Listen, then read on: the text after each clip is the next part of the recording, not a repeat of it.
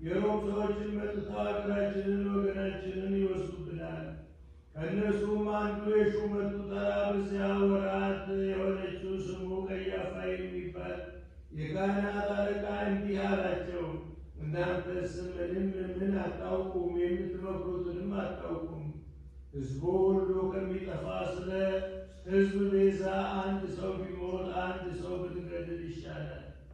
ይህንንም የተናገረው ከልቡ አይደለም፣ ሊቀ ካህናት ነበረና ሹመቱም በዚያ ወራት ነበረችና ይህን ትንቢት ተናገረ እንጂ ጌታ ኢየሱስ ስለ ሕዝብ ሁሉ ቤዛ ሆኖ ይሞት ዘንድ ነበረውና።